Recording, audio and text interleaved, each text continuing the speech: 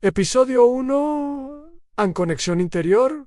Era el inicio de un siglo nuevo, un tiempo de cambios vertiginosos y transformaciones que sacudían las bases de la vida cotidiana. En medio de la confusión de la modernidad, de las voces que gritaban afuera, surgía una voz silenciosa, casi imperceptible, pero profunda, la voz del interior. Esta historia no es la de un héroe convencional, sino la de un viaje invisible, una travesía que no se mide en kilómetros ni en hazañas externas, sino en los pliegues más ocultos de la mente y del alma. Es la historia de la conexión interior. Imagina la ciudad en 1999 en calles atestadas de automóviles, pantallas de televisión, iluminando cada hogar.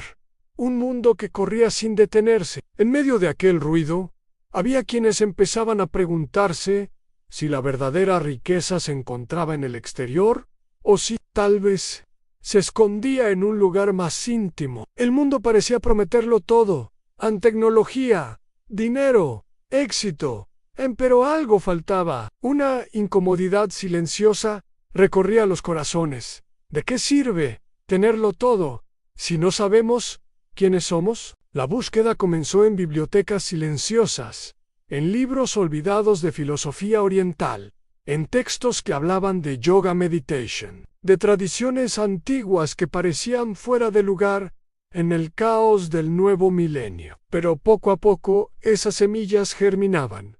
No era una moda, era una llamada a volver al centro. Y allí, en esa primera chispa, nació lo que más tarde se conocería como conexión interior, no como un movimiento, no como una religión, sino como un despertar individual que se multiplicaría en muchos. Los primeros exploradores de esta senda no eran gurús ni iluminados. Eran personas comunes, estudiantes que se sentían perdidos, trabajadores que sentían el peso de la rutina, artistas que buscaban algo más allá de la forma. Todos coincidían en un mismo descubrimiento.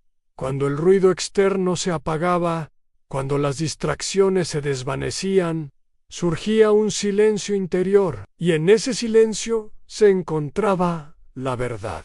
Ese silencio no era vacío. Era como si, por primera vez, alguien abriera una ventana en una habitación cerrada durante años. El aire nuevo entraba y lo transformaba todo. Los pensamientos ya no eran cadenas, sino simples nubes que pasaban. Las emociones ya no eran tormentas, sino olas que podían observarse sin miedo. La conexión interior no era un ideal lejano, era una experiencia concreta, la de volver a uno mismo. Mientras tanto, en el mundo exterior, los grandes eventos marcaban la historia. El cambio de siglo, las crisis políticas, las guerras silenciosas que se libraban lejos de las pantallas. La humanidad entera parecía caminar hacia adelante sin detenerse a mirar dentro, pero en rincones dispersos, en pequeños grupos, en meditaciones solitarias, algo comenzaba a gestarse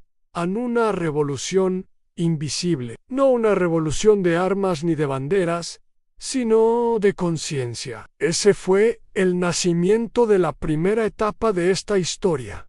El descubrimiento de que más allá de todo lo externo, más allá de las voces que intentaban definirnos, existía un espacio inmutable dentro de nosotros. Ese espacio que ninguna crisis, ninguna pérdida, ninguna oscuridad podía destruir. El espacio de la conexión interior. Y sin embargo, lo que estaba por venir apenas comenzaba, pues cada despertar trae consigo nuevos desafíos, nuevas pruebas y nuevas profundidades que explorar y este viaje estaba lejos de haber terminado. Episodio 2. El despertar interior.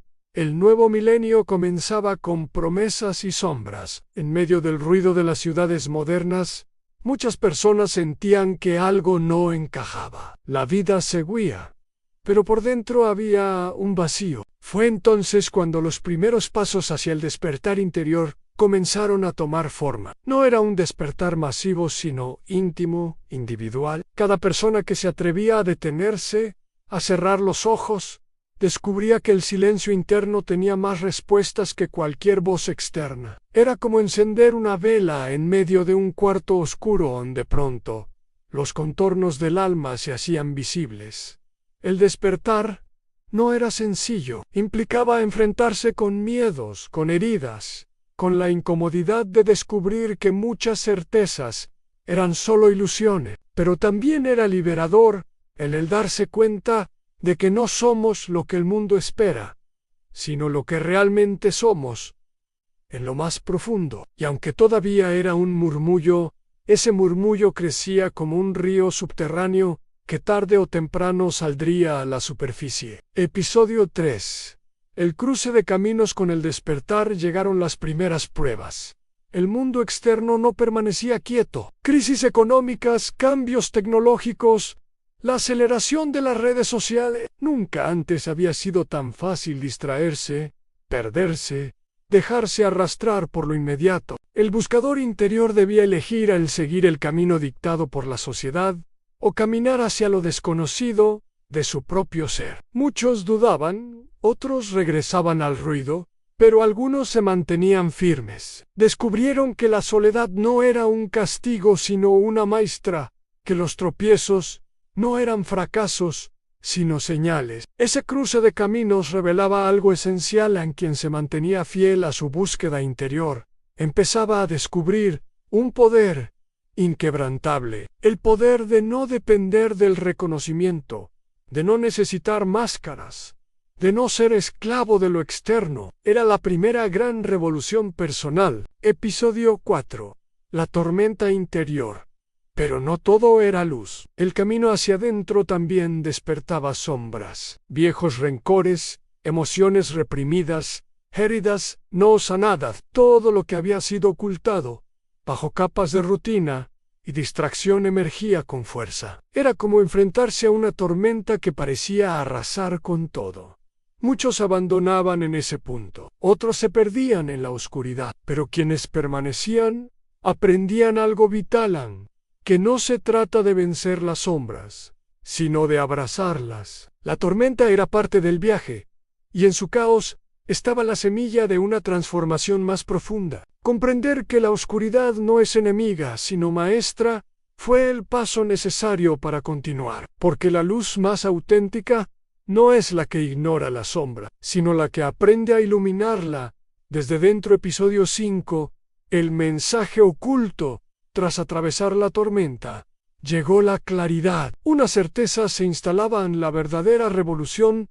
No era externa, era interior. No se trataba de cambiar gobiernos, ni modas, ni estructuras, sino de cambiar la raíz conciencia.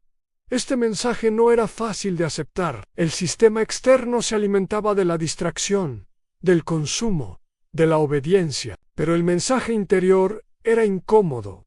Nos pedía pensar, sentir, decidir por nosotros mismos.